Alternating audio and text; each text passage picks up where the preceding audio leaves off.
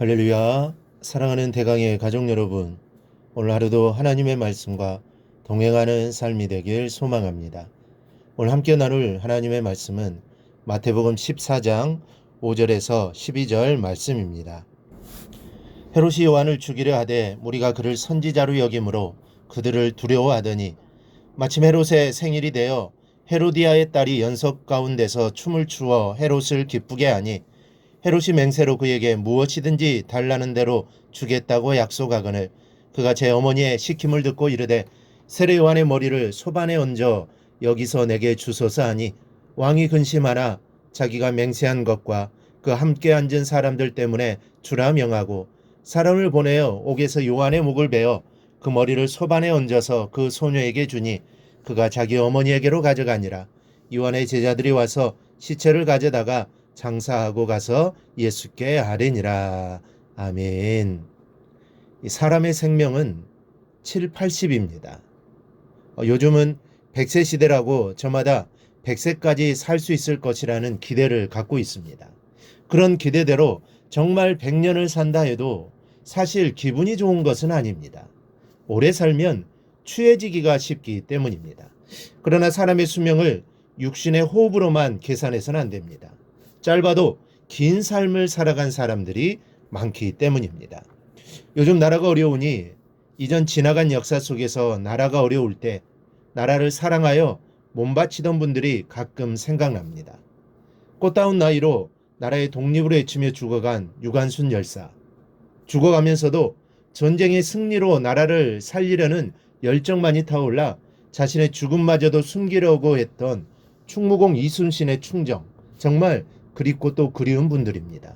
그들의 호흡은 길지 않았지만 수십, 수백 년이 흐른 지금도 그분들은 죽지 않고 결의의 가슴 속에 살아 있습니다. 이러한 인물들이 아니더라도 우리 모두에게는 우리의 가슴에 남아있는 사람들이 있을 것입니다. 좋은 기억으로 남아있는 경우도 있고 나쁜 기억으로 남아있는 사람도 있을 겁니다. 그런데 사람의 기억력은 참 신기합니다. 어떤 것은 금방 잊어버리고 어떤 것은 대단히 오래가는 것도 있습니다. 세례 요한에 대한 기억도 그렇습니다. 세례 요한이 죽었습니다. 그의 삶도 기억에 오래 남을 만큼 대단하지만 그의 죽음도 그의 삶 못지않게 기억에 오래 남을 만한 그런 죽음이었습니다. 이 당시의 왕이었던 헤롯이 자신의 동생의 아내 헤로디아를 아내로 취하자 정의롭던 요한이 헤롯을 책망하고 나섰는데 이 일로 헤롯은 요한을 죽이고자 했지만 민중이 요한을 귀히 여김으로 여론에 밀려 옥에 가두어 두게 됩니다. 그러다가 헤롯의 생일이 되었습니다. 헤로디아의 딸이 춤을 추어 생일을 축하하니 헤롯이 무엇이든지 달라는 것을 주겠다고 맹세를 합니다. 그 딸은 이미 헤로디아와의 각본대로 요한의 목을 요구했고 이렇게 해서 마지막 선지자이며 이스라엘의 신앙의 거목이었던 요한은 헤롯의 생일의 춤값으로 목이 달려 소반에 담겨져 헤로디아에게 주어지게 되었던 것입니다. 세월이 흘러 요한은 죽었는데 예수님의 소식이 헤롯에게 들려옵니다. 듣기만 해도 놀라운 권능과 이적 그리고 지혜의 말씀에 대한 소식들을 들려올 때마다 헤롯은 예수 그리스도를 죽은 자 가운데서 다시 살아난 세례 요한이라고 생각하였습니다. 2절입니다. 그가 죽은 자 가운데서 살아났으니 그러므로 이런 능력이 그 속에서 역사하는도다. 헤롯이처럼 예수 그리스도를 죽은 자 가운데서 다시 살아난 세례 요한이라고 생각했던 이유는 그가 세례 요한을 죽인 일에 대하여 커다란 죄의식을 지니고 있었기 때문입니다. 그러나 헤롯은 이처럼 커다란 죄의식과 심판에 대한 두려움을 느끼고 있었음에도 불구하고 자신의 죄를 회개하지는 않았습니다. 그는 단지 두려움만 하고 죄악에서 떠나려 하지는 않았던 것입니다. 바로 이것이 악인의 특징입니다. 즉 악인은 자신의 죄에 대해 죄의식을 느끼며 심판에 대한 두려움을 느끼면서도 그 심판의 원인이 되는 자신의 죄를 뉘우치고 그 죄에서 떠나려 하지는 않는 것입니다. 여러분, 악인이 달리 악인이 아닙니다. 성경은 죄를 지어서 악인이라고 말하지 않습니다. 성경이 말하는 악인은 죄를 많이 지은 자가 아니라 회개할 줄 모르는 사람들입니다. 그러므로 우리는 우리 안에서 죄를 발견하면 그 즉시 회개하고 죄에서 돌이킬 줄 알아야 합니다. 절대로 계속해서 죄에 머무르는 어리석은 자가 되어서는 안 되는 것입니다. 그런데 헤롯은 회개하지 않았고 그래서 예수를 세례 요한이 살아난 거라고 여겼던 것입니다. 그런데 그의 생각대로 세례 요한은 살아 있었습니다. 그러나 헤롯이 착각하고 있었던 게 하나 있습니다. 요한은 예수님 안에서 다시 살아난 것이 아니고 헤롯 안에 죽지 않고 살아 있었던 것입니다.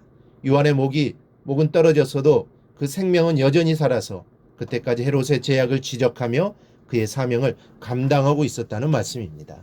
여러분, 우리 예수의 사람들은 육신의 수명은 짧고 긴 것과는 상관없이 우리는 죽지 않습니다. 아니, 죽지 않아야 예수의 사람입니다.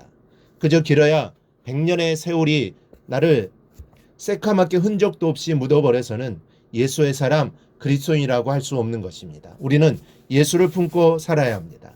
나를 보는 사람마다 예수님을 만나게 하며 살아야 합니다. 세례요한처럼 살아야 합니다. 세례요한처럼 사는 것은 무엇입니까? 바로 주님 주시는 길을 예비하는 삶인데 이는 나 죽기 전에 예수님이 다시 오신다는 믿음의 기준을 가지고 사는 삶을 말합니다. 이 새벽 시간 오늘 내 자신에게 질문해 보시기 바랍니다. 나에겐 이 기준이 뚜렷하게 있습니까? 이 기준 하나만 뚜렷해도 우리의 삶에 참 많은 것들이 달라질 것입니다. 내 생활에 전후를 가리지 못했던 많은 부분들이 교통정리가 될 것입니다. 그리고 내 생명의 장단과 상관없이 오랜 시간을 참 많은 사람들에게 예수의 이름으로 살아있는 삶이 될 것입니다. 이런 삶의 기초를 놓는 오늘 하루가 되시기를 바랍니다. 그리하여 많은 사람들에게 길이 남아 그들의 믿음을 북돋아주는 우리 성도들이 되기를 주님의 이름으로 축원합니다. 오늘 묵상한 말씀을 굳게 잡고 삶으로 실천하며 살아내는 대강의 모든 성도들이 되기를 축복합니다.